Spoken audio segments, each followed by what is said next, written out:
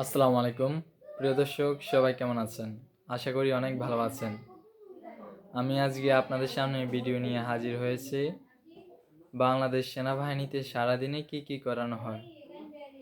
আমি যখন বাংলাদেশ সেনাবাহিনীতে পরীক্ষা দিই, সেই দিনে কি কি হয়েছিল আজকে আপনাদের সামনে বাস্তব চিত্র তুলে ধরার চেষ্টা করব। তাহলে চলুন আমরা জেনে নিই। বাংলাদেশ সেনাবাহিনীতে সারাদিনে কি কি করানো হয়, কি কি করার পরে একজন প্রার্থীকে চূড়ান্তভাবে সিলেক্ট করা হয়। চলুন আমরা জেনে নিই। সকাল, তার টাইম দেওয়া থাকে 8টার ভিতরে মাঠে থাকতে হবে, কিন্তু বাংলাদেশ সেনাবাহিনীতে 7টা থেকে মিনিমাম 7টা থেকেই শুরু হয় ক্যান্টনমেন্টের ভিতরে লোক ঢুকানো। তো আমরা যখন সিরিয়ালে দাঁড়াই, বাইরে দাঁড়াই, আমাদেরকে 7টার ভিতর থেকে লোক নেওয়া শুরু হয়। একে একে সবাইকে ক্যান্টনমেন্টের গেট দিয়ে প্রবেশ করানো হয়। করার পরে আমিও যখন গেট দিয়ে প্রবেশ করি, 10জন করে প্রবেশ করানো হয়। এরপরে জিপ গাড়িতে তোলার পরে যেখানে পরীক্ষা হয়, যেখানে আপনার মেডিকেল হবে, সেখানে নিয়ে যাওয়া হয়। সেখানে যেতে হলে ওই জিপ ওয়ালাকে ভাড়া দেওয়া লাগে 10 টাকা।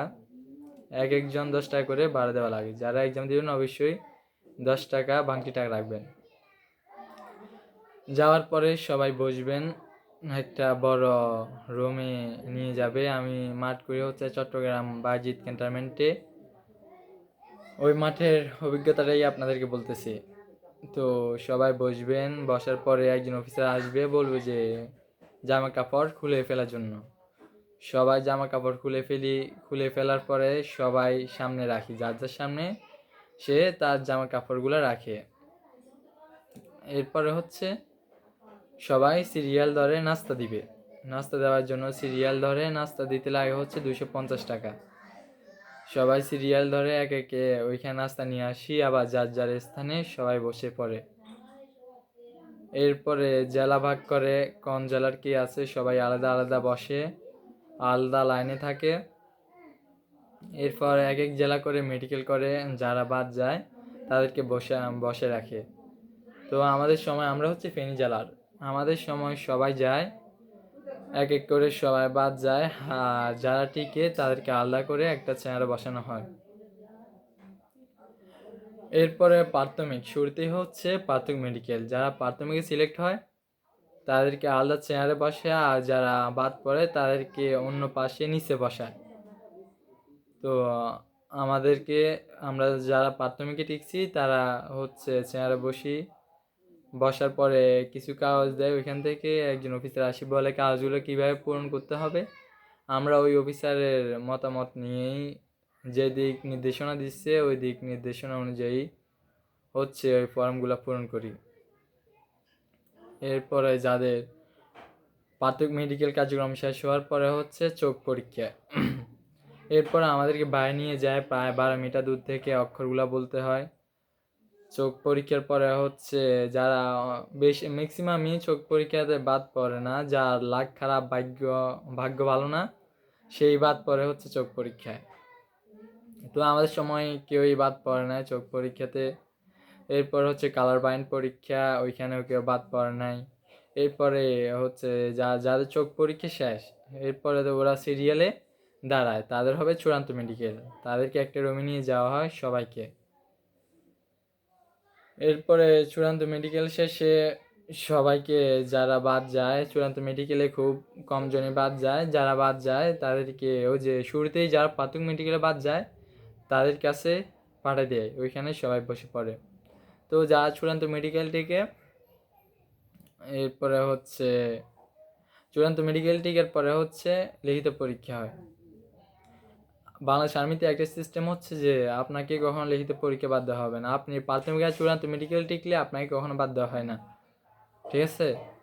তো লিখিত পরীক্ষা দেয় সবাই। লিখিত পরীক্ষার পরে হয় আপনার এই শারীরিক পরীক্ষা, দৌড়, বুক down, push up, sit up, এগুলা হয়।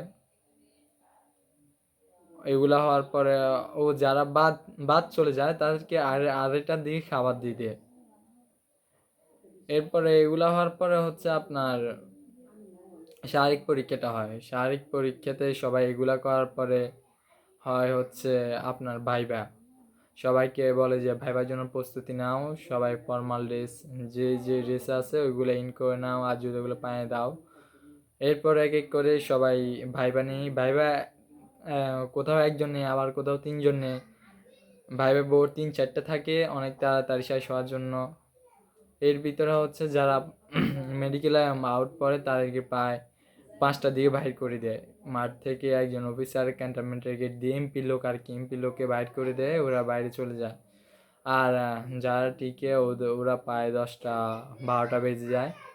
এরপরে যখন টিকে ভাইবা দেওয়ার পরে যখন বোর্ড বসে চূড়ান্ত ভাইবা, ভাইবা কিন্তু আর্মিতে 2বার হয়, একটা হচ্ছে চাকরি আর একটা হচ্ছে চূড়ান্ত ভাইবা। জাস্ট দেখবে আপনার কোয়ালিফিকেশন, হালকা অফিসার আসি কথাবার্তা বলবে। এরপর বোর্ড বসে, বোর্ড বসি এই আপনার মার্কগুলা যোগ করে, লিখিত পরীক্ষা, প্রাথমিক মেডিকেল, এরপরে হচ্ছে দৌড়, পুশ আপ, এগুলার পয়েন্ট, ভাইবার পয়েন্ট, সবগুলা পয়েন্ট অনুসরণ করার পরে যার পয়েন্ট বেশি থাকে, ধর মাঠে টিকছে 15 জন, ওই 15 জন থেকে তারা সৈনিক নিবে 10 জন। ওই 10 জন, যে 10 জন হচ্ছে এই মেরিট লিস্টে প্রথম মানে শুরুতে থাকে, ওই 10 জনকেই তারা সিলেক্ট করে। ওই 10 জনকে সিলেক্ট করার পরে ওদের থেকে ফিঙ্গারপ্রিন্ট নেয়। এরপরে যে ওই যার 5 জন থাকে, ওই 5 জনকে কাউকে হয়তো ওয়েটিং রাখতে পারে বা অন্যান্য বাদ দিয়ে দিতে পারে, এটা হচ্ছে তাদের ইচ্ছে। এরপরে সবাইকে একসাথে হচ্ছে 10টা-11টা বেজে যায় বাইরে হতে হতে। বাইরে হওয়ার পরে আরেকদিন ডেট দিয়ে দেওয়া হচ্ছে কাগজপত্র নিয়ে যাওয়ার জন্য, মা বাবাকে সঙ্গে নিয়ে যাওয়ার জন্য। তো এই ছিল আমার বাংলাদেশ সেনাবাহিনীতে যখন বাজিত ক্যান্টনমেন্টে জুনের 4 তারিখে এক্সাম দিই। তো এই ছিল আমার অভিজ্ঞতা। আর যদি কারো কোনো প্রশ্ন জানা থাকে বা আর যদি কেউ অভিজ্ঞতা শেয়ার করতে চান এই মাঠ সম্পর্কে, অবশ্যই আমার সাথে যোগাযোগ করবেন। আমার এই চ্যানেলে আপনার অভিজ্ঞতাটা প্রকাশ করার সুযোগ করে দিব। তো সবাই ভালো থাকবেন, সুস্থ থাকবেন। আল্লাহ হাফেজ।